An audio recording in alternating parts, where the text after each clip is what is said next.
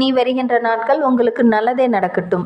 நம்ம இன்னைக்கு பார்க்க இருக்கிறது ரிஷபராசி. ரிஷபராசி அன்பர்களுடைய ராசி அதிபதி பார்த்திங்கன்னா சுக்கிரன். சுக்கிரன் யார்? காதல் கலைகளுக்கு வல்லவர். அதனால் பெரும்பாலும் பார்த்தீங்க அப்படின்னா கலை சார்ந்த பொருள்கள் இந்த ரிஷபராசி அன்பர்களுக்கு ரொம்ப பிடிக்கும். அதே மாதிரி சுக்கிரனுக்குரிய காயத்ரி மந்திரங்களை நீங்கள் ஜபிக்கிறது ரொம்பவும் நல்லது. ஏன்னா சுக்கிரனோட ஆதிக்கத்தில் நீங்கள் பிறந்தவங்க. அதனால் சுக்கிரனோட காயத்ரி மந்திரமான ஓம் அஸ்வத் வஜாய வித்மகே தன்னோர் ஹஸ்தாய தீமகி தந்தோ சுக்ர பரச்சோதயாத், இந்த மூல மந்திரத்தை இந்த ரிஷபராசியில் பிறந்தவங்க 108 முறை ஜபித்து பாருங்க.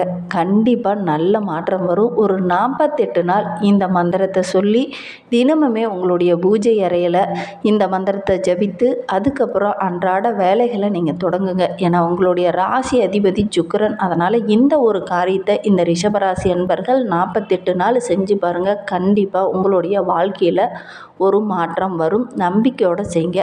இந்த ரிஷபராசி அன்பர்களுக்கு வருகின்ற 7 நாட்களும் எப்படி அமைந்திருக்கு? வருகின்ற நாட்கள் உங்களுக்கு சாதகமாக இருக்கா, பாதகமாக இருக்கா? வருகின்ற நாட்களில் கிரகநிலை அமைப்பு எப்படி இருக்குது? வருகின்ற நாட்களில் என்னென்ன மாற்றங்கள் நடக்க இருக்குது? வருகின்ற நாட்களில் எந்த விஷயம்லாம் பாதகமாக இருக்குது, அதை எப்படி சாதகமாக மாற்றிக்க முடியும் அப்படிங்கிறதையும் இந்த வீடியோவில் ரொம்ப விளக்கமாகவே சொல்லியிருக்கோம். நிச்சயமாக இந்த வீடியோ உங்களுக்கு ரொம்பவும் பயனுள்ளதாக இருக்கும். அதனால் வீடியோவை கடைசி வரைக்கும் பாருங்கள். நீங்கள் இப்போ தான் ஃபஸ்ட் டைமாக நம்ம சேனலை பார்க்குறதா இருந்தால் நம்ம சேனலை சப்ஸ்கிரைப் பண்ணிவிட்டு கூடவே இருக்கிற பெல் ஐக்கானையும் கிளிக் பண்ணிக்கோங்க. அப்போ தான் நாங்கள் போடுற ஒவ்வொரு வீடியோவுமே உங்களுக்கு நோட்டிஃபிகேஷனாக வரும். நீங்கள் ரிஷபராசி அன்பராக இருந்தால் மறக்காமல் நம்மளுடைய சேனலுக்கு ஒரு லைக் கொடுத்துட்டு உங்களுடைய உறவுகள் வகையில் அல்லது நண்பர்கள் வகையில் யாராவது ரிஷபராசி அன்பர்கள் இருக்காங்க அப்படின்னா மறக்காமல் இந்த வீடியோவை அவங்களுக்கும் ஷேர் பண்ணிவிடுங்க. ரிஷபராசியில் நீங்கள் எந்த நட்சத்திரத்தில் பிறந்தீங்க, உங்களுடைய இஷ்ட தெய்வ பெயர் என்ன, அதே மாதிரி நீங்கள் பிறந்த இடத்தோட பெயரும் பிறந்த ஆண்டோட பேரும் மறக்காமல் எங்களுடைய கமெண்ட் பாக்ஸில் தெரிவிங்க. உங்களுக்கு ஜோதிட ரீதியாக ஏதாவது சந்தேகம் இருக்குது அல்லது ஜோதிடர்கிட்ட ஏதாவது ஆலோசனை வேணும் அப்படின்னா டிஸ்கிரிப்ஷனில் நம்பர் கொடுத்துருக்கேன். அந்த நம்பருக்கு கான்டாக்ட் பண்ணி முன்பதிவு செய்துக்கோங்க. உங்களுடைய சந்தேகங்களுக்கு நல்ல ஒரு தீர்வு கிடைக்கும். வருகின்ற நாட்களை பொறுத்தவரையிலும் நம்மளுடைய ரிஷபராசி அன்பர்களுக்கு நிலை அமைப்பு எப்படி இருக்குது, அதே மாதிரி இந்த ரிஷபராசி அன்பர்களுக்கு எந்த மாதிரியான பலன்கள் கிடைக்கிறதுக்கு அப்படிங்கிறத பார்க்கலாம். உங்களுக்கு ஜோதிட ரீதியாக ஏதாவது சந்தேகம் இருக்குது, ஜோதிடர்கிட்ட ஏதாவது ஆலோசனை வேணும் அப்படின்னா டிஸ்கிரிப்ஷனில் நம்பர் கொடுத்துருக்கேன். அந்த நம்பருக்கு கான்டாக்ட் பண்ணி முன்பதிவு செய்துக்கோங்க. உங்களுடைய சந்தேகங்களுக்கு நல்ல ஒரு தீர்வு கிடைக்கும். வருகின்ற நாட்களை பொறுத்தவரைக்கும் நம்மளுடைய ரிஷபராசி அன்பர்கள் மற்றவங்களுக்கு நம்ம ஏதாவது உதவி செஞ்சோம்னா மற்றவங்கள் நமக்கு கரெக்டாக உதவி செய்வாங்க அப்படின்னு ஒரு நம்பிக்கை உள்ளவங்க இந்த ரிஷபராசி அன்பர்கள். மனதில் ஒரு புதிய நம்பிக்கை பிறக்கக்கூடிய ஒரு வாரமாக வருகின்ற வாரம் இந்த ரிஷபராசி அன்பர்களுக்கு அமைந்திருக்கு அப்படின்னே சொல்லலாம். பொருளாதாரத்தில் பார்த்திங்கன்னா நல்ல ஒரு முன்னேற்றம் இருக்கும். குடும்ப பொறுப்புகள் இந்த டைமு கொஞ்சம் கூடுதலாக இருக்கும். குடும்ப சுமையை சுமக்க வேண்டிய ஒரு சூழ்நிலையும் பெரும்பாலும் இந்த ரிஷபராசி என்பர்களுக்கு வருகின்ற நாட்களில் அமையும். அதே மாதிரி ஒரு சிலர்லாம் பார்த்திங்கன்னா சின்ன வயசுலேயே கொஞ்சம் குடும்ப சுமையை பெரும்பாலும் சுமந்துட்டு இருப்பீங்க. இந்த வாரத்தில் பார்த்திங்கன்னா குடும்ப பொறுப்புகள் கொஞ்சம் அதிகமாகும். குடும்பத்தில் கூட பொருளாதார நிலை படிப்படியாக உயரக்கூடிய ஒரு வாரமாக வருகின்ற வாரம் அமைந்திருக்கு அப்படின்னே சொல்லலாம். சமுதாயத்தில் நல்ல ஒரு மதிப்பு உள்ள நபராக இனி நீங்கள் வளம் வர போகிறீங்க. அதே மாதிரி கட்டட துறையில் இருக்கிறவங்க, சினிமா துறையில் இருக்கிறவங்க, மீடியா துறையில் இருக்கிறவங்களுக்கெல்லாம் நல்ல ஒரு வாய்ப்புகள் கிடைக்கக்கூடிய ஒரு அற்புதமான வாரமாக வருகின்ற வாரம் அமைந்திருக்கு அப்படின்னே சொல்லலாம். புதிய வாய்ப்புகள்லாம் நிறைய கிடைக்கும். வாய்ப்பை கரெக்டாக பயன்படுத்திக்கணும். பொதுவாக இந்த ரிஷபராசி அன்பர்களுக்கு கலை சார்ந்த விஷயங்கள் ரொம்ப அதிகமாகவே இருக்கும். கலையில் ஏதாவது சாதிக்கணும், சினிமா துறையில் ஏதாவது ஒன்று பண்ணணும் அப்படிங்கிற ஒரு ஆர்வம் உள்ளவங்க இந்த ரிஷபராசி அன்பர்கள். இவங்களுக்கு இந்த வாரத்தில் ஏதாவது ஒரு நல்ல வாய்ப்பு, இந்த கலை சார்ந்த விஷயத்தில் நல்ல ஒரு வாய்ப்பு கிடைக்கும். ஒரு சிலர்லாம் ஃபோட்டோகிராஃபராக இருப்பீங்க. திடீர்னு பார்த்திங்கன்னா நல்ல ஒரு ஸ்டூடியோவில் இருந்து நல்ல ஒரு அழைப்பு வரும், வாங்க நீங்கள் கேமராமேன் ஆகிறதுக்கு உங்களுக்கு ஒரு வாய்ப்பு கிடைச்சிருக்கு அப்படிங்கிற மாதிரி நல்ல ஒரு வாய்ப்பெல்லாம் கிடைக்கக்கூடிய யோகம் இருக்குது.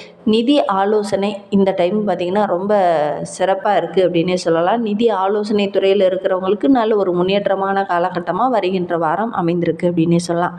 கட்டுமான துறையில் இருக்கிறவங்களுக்கு, வியாபாரிகளுக்கு இவங்களுக்கெல்லாம் சின்ன சின்ன சிக்கல்கள் இதனால் வரைக்கும் இருந்திருக்கும். இனி அந்த நிலை மாறும் அப்படின்னே சொல்லலாம்.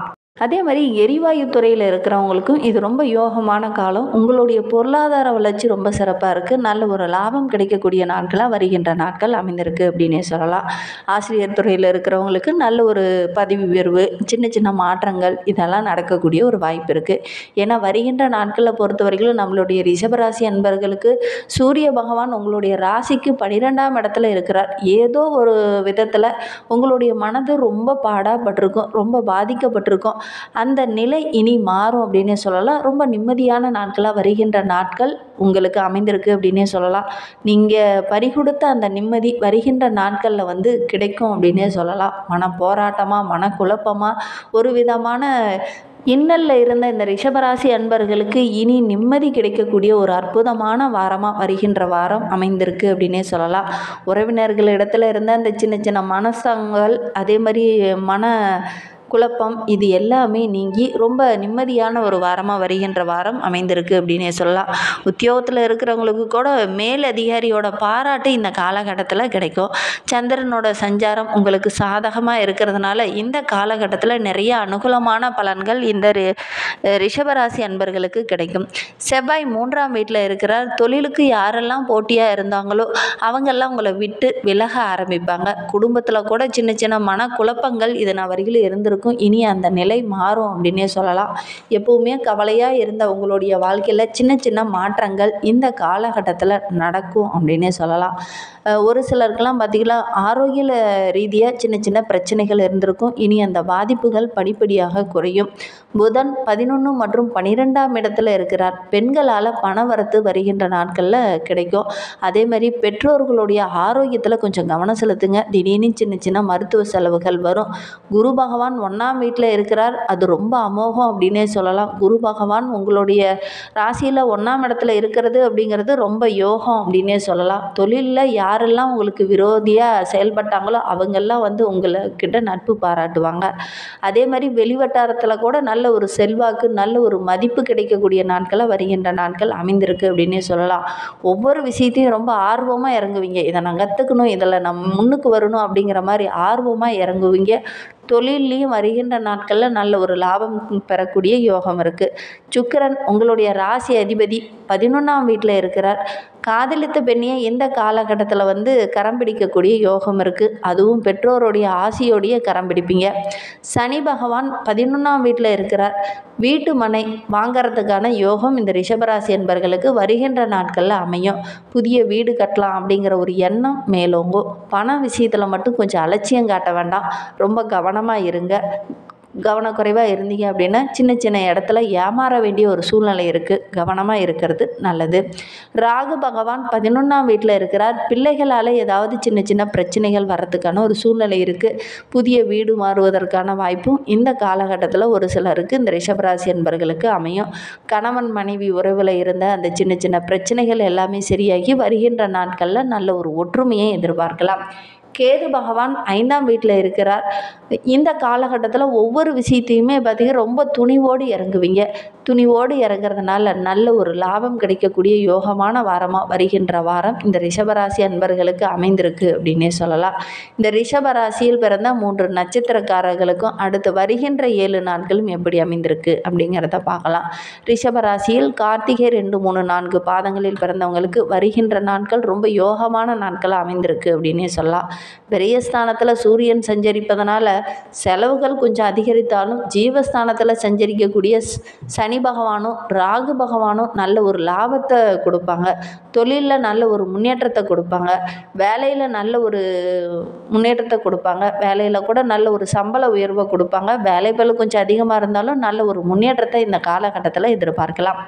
ரோகிணி நட்சத்திரத்தில் பிறந்தவங்களுக்கு வருகின்ற 7 நாட்களும் ரொம்ப சிறப்பான நாட்கள் அமைந்திருக்கு அப்படின்னே சொல்லலாம். குரு கொஞ்சம் அலைச்சலை அதிகரிப்பார். நினைத்த வேலையை கரெக்டான டைமில் செய்து முடிக்க வைப்பார். திருமண வயதில் இருக்கிறவங்களுக்கு நல்ல ஒரு வரன் கிடைக்கும்.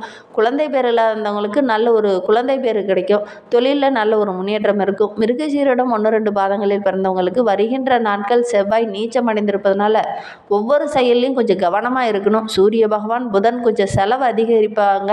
இருந்தாலும் ராசி ராசிநாதன் சாதகமாக இருக்கிறதுனால உங்களுடைய நிலை சிறப்பாக இருக்குது அப்படின்னே சொல்லலாம். குரு பகவானுடைய பார்வை இருக்கிறதுனால செல்வாக்கு படிப்படியாக உயரும். இந்த மாதிரி பயனுள்ள தகவலை தொடர்ந்து கேட்க நம்ம சேனலை ஃபாலோ பண்ணுங்கள். அதே மாதிரி நாங்கள் சொன்ன விஷயத்தையும் நீங்கள் மறக்காமல் செய்யுங்க. சுக்கிர பகவானை வழிபட்டுட்டு வாங்க, நல்ல மாற்றம் வரும். அதே மாதிரி அருகில் ஏதாவது அம்மன் ஆலயம் இருக்குது அப்படின்னா அந்த அம்மன் ஆலயத்திற்கு சென்று நல்லெண்ணெய் தீபம் ஏற்றி வழிபட்டுட்டு வாங்க, நல்ல மாற்றம் வரும். இந்த மாதிரி பயனுள்ள தகவலை தொடர்ந்து கேட்க நம்ம சேனலை ஃபாலோ பண்ணுங்கள். தேங்க்யூ.